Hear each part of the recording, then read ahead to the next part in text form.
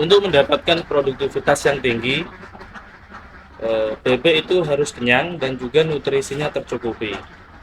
Untuk itik petelur, energi metabolismenya itu sekitar 2700, turun dikit atau naik dikit tidak apa-apa, dan protein kasarnya itu minimal 17%. Tapi kalau 17% ke bawah, dia telurnya akan kecil-kecil dan tidak produktif. Jadi harus 18, 19.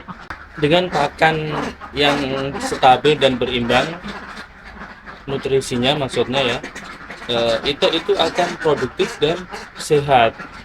Dia akan ideal sesuai siklusnya. Maksudnya ketika 5 bulan dia udah kita proses produksi di pakan yang bagus, itik akan 1 bulan kemudian, umur 6 bulan, 7 bulan dia akan bertelur berangsur-angsur naik. Setelah itu dia akan mengalami puncak 85-90%. Nah, di faktor puncak itu penentunya adalah pakan yang stabil dan berimbang. Dengan pakan yang stabil dan berimbang, puncak itu akan lama, bisa 1-2 bulan. Nah, setelah itu dia akan stabil lagi di 80%. Setelah itu dia akan turun lagi ke 70% sampai 60%. Setelah itu bebek akan istirahat, mengalami molting atau rontok bulu. Yang perlu diperhatikan adalah ketika produksi itu puncak di 80-90%, jadi bebek itu rawan mengalami prolapsus ya, seperti ini. Ini karena penyerapan protein yang begitu berlebih ke bebeknya.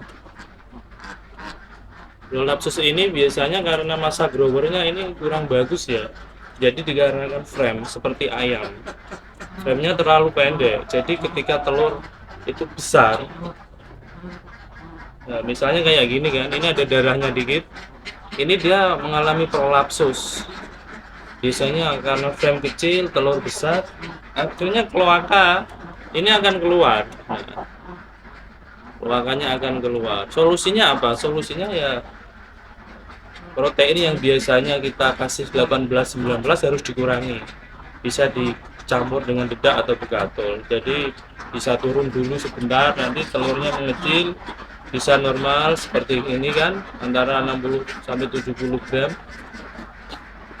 Nanti bebek akan normal kembali, atau bisa juga digantung dulu ini digantung, dicuci dulu, kasih antibiotik di iodin misalnya, di yang berdarah kayak gini kan, karena ini kloaka keluar disosor sama yang lain, akhirnya jadi kanibal. Nah, proses kanibalisme itu terjadi juga pada bebek. Biasanya kloaka yang keluar ini disertai juga dengan penyakit lain, misalnya Salmonella bisa. Nah, pulorum ini jenis Salmonella pulorum, dia ada bercak putih kapur ya di area kloaka ini yang telah disosor bebek lain.